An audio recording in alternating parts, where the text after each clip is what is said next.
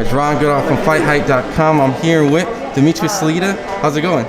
It's going great. I think since COVID I have not spoken to the FightHype, so it's good to see you here and good to talk to you again. Now, we're obviously here for... Happy New Year. Oh, of course, Happy New Year's. You know, happy holidays, of course, and everything. And we're here to see some Claressa Shields. Yes. Coming up with her, you know, it's a very tough opponent. I want to make sure I pronounce right. Ema Kozin? Ema Kozin, number one contender, WBC interim champion, highly rated on BoxRec. She goes from 1 to 2 to 3. Very experienced, very hungry, and great, tough way for Claressa to make her UK debut. And after she's successful, and I think she's going to put in a great performance, then all roads lead to Savannah Marshall. Now, of course, you're not looking, you know, going straight to Savannah Marshall, but like what outside, I guess, I know she's an undefeated fighter, but the style-wise, is she kind of an aggressive fighter? Is she going to be She's both. She's aggressive, and she could box. You know, obviously has a good amount of experience. She's European, so she has that European school of boxing, and you know, a very good stylistic matchup for Claressa. Claressa is doing her training camp in Michigan, Flint, Michigan, and we're here in Detroit today, which is about 45 minutes away. But you know, it's very special that for her UK debut, she's training here back at home. A lot of the kids, a lot of the people from the community get a chance to see her, to feel her, and I think it inspires everybody that she has come back and trained here for her first very important professional fight in the UK. And seeing the massive deal with Sky Sports and the deal that you guys orchestrated, I guess, you know, without maybe laying out all the details, but how was that able to get organized and Sure. Obviously it was massive news for women boxing. For sure. So, you know, we want to make the biggest and the best fights for Claressa to drive the sport of women's boxing to the next level. And, you know, as an example, Claressa fought French Cruz in her pro debut, and when I signed her, she said, "Dimitri, make the biggest and the best fight. We need to drive women's boxing to the next level." We've been doing it. Claressa won her first world title in her fourth professional fight. She fought Christina Hammer in the biggest women's boxing fight of all time that was televised on a Saturday night in the main event on Showtime. Had a prelim camp show for Claressa, for Christina, really incredible, and drove women's boxing to the next level with pay, with exposure. And you know, now we see other big fights, mega fights happening in women's boxing, and I'm very happy. But I do think that it is to Claressa's credit that she exposed women's boxing to that stage, that big fights can be made and have to be made, and that these great champions are making a significant amount of money and getting the exposure that they deserve. So Claressa versus Savannah is a super mega fight, probably the biggest women's boxing event of all time. And on a search for this fight, we knew that Savannah was aligned with Sky, and I reached out to them sometime in midsummer, and you know, we started talking and made this amazing deal for Claressa that you know, that guarantees a significant purse, significant exposure. There's going to be a tremendous amount of shoulder programming to tell her story, to give fans an opportunity what it's like to be Claressa Shields, what are the challenges facing women's boxing, and particularly her in her life. And I think it's a great win, not only for Claressa but also for the sport of boxing, that major TV networks that are affiliated with boxing have interest in women's boxing, and you know, and see it as a great investment, and will invest the time, the energy, and the finances to tell the stories of these incredible champions and to make the big fights. So it's a great win for me on a personal level as a promoter, obviously most importantly for Claressa, and I'm very excited about the journey to that big fight. And I'm assuming that Savannah Marshall is going to be in attendance and watch the fight. She had an injury, right? I assume that as well. You know, the great thing about this fight is that both Claressa and Savannah are not shy about what they feel about each other, and you know, they both are very competitive, and I believe that's going to bring out a lot of fans and a lot of interest. You know, if you have to compare it to a fight, and I was just thinking about it. I just watched that documentary on Showtime about the great middleweights, and to me, Claressa Shields is like a Sugar Ray Leonard, if I have to compare them, and Savannah Marshall is a Tommy Hearns type of if you could equate it, because she didn't have a great amateur career. She's kind of like rugged. If you look at her body, she's a tall, tall, lanky, and has the same kind of things that Tommy had. If you would have to compare personality-wise, Claressa is a two-time Olympic gold medalist, kind of an American darling. So it's very interesting, and I think that years from now there's going to be movies and stories told about Claressa's journey and about this particular fight, and I'm very excited to take the steps in the promotion of it. And today is a very significant step as we're doing a public workout here at Downtown Boxing Gym in Detroit, and kind of all the different pieces of the puzzle are coming together. I feel Detroit has all the ingredients to be a hub for professional boxing. So many talented fighters, talented trainers. Sugar Stewart, as a great example, is training. One of the best heavyweight in the world today, one of the best in our era, Tyson Fury. We're doing a show here on January 22nd, Detroit Brawl, featuring Hugo Santana, who's a world-rated middleweight, and many undefeated, very highly touted Detroit and Michigan prospects. So I'm very excited about the growth of boxing in Michigan. There's a great amount of press that we have here today, Fox, ABC, NBC, and it's good that when stars are here, that they get embraced by the community.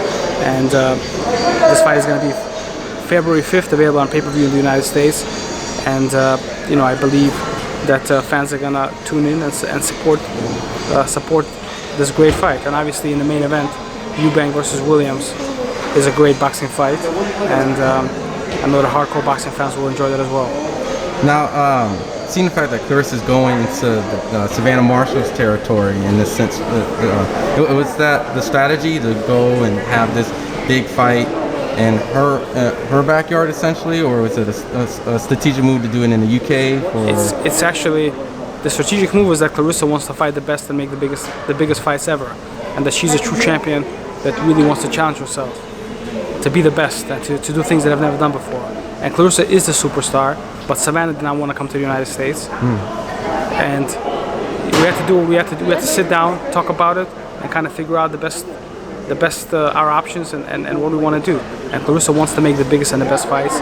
And being that even though she's a superstar and she can fill out Little Caesars Arena here and get 10, 15, 20,000 fans, she said, you know what, I'm going to go to the UK, I'm gonna kick her butt and show people how great I am. We just had Muhammad Ali's birthday. Yeah, the other day.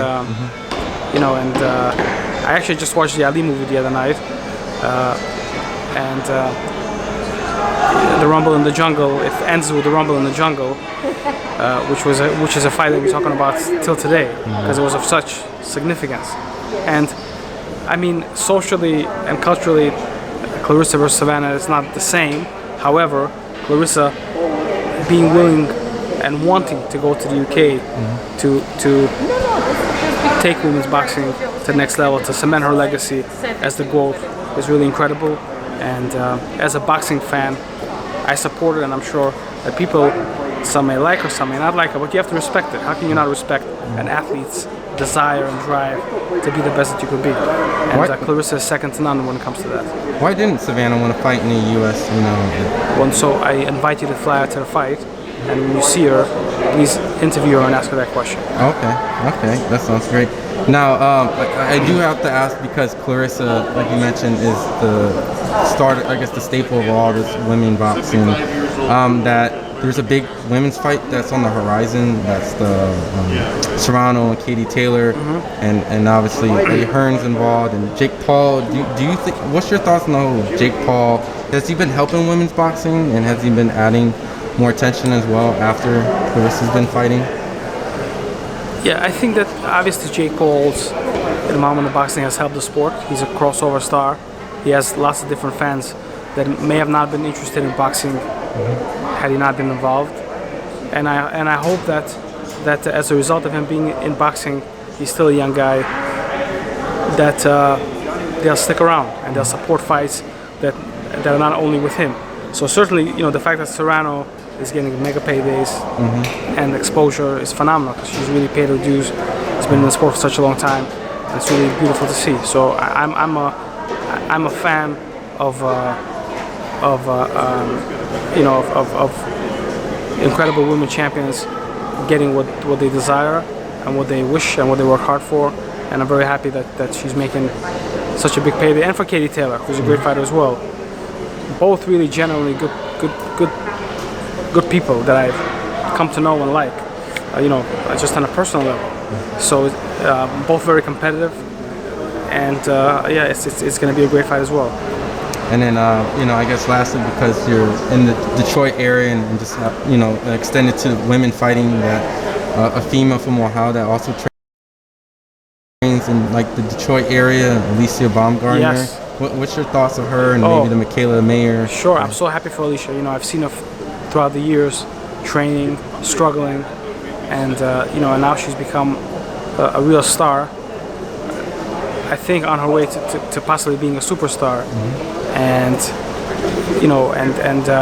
she really worked very hard to be where she's at now, and hopefully this is just the beginning for her. What an upset going to the UK and winning her world title in a way that she's won it, I really hope before it's all said and done that she has a chance to defend one of her world titles in Detroit. And it's great.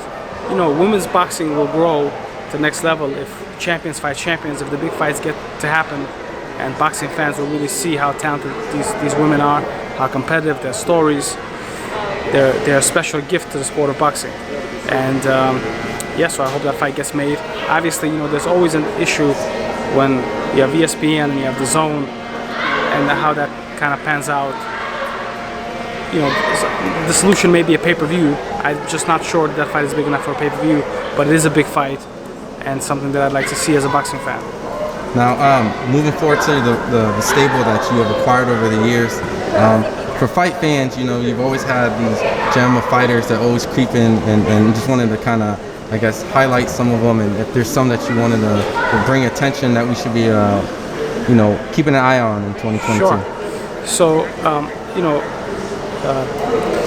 Shochukhan Gashev, Vladimir Shishkin, Timo Karefov, these are some of the fighters, Nikolai Potapov from the former Soviet Union.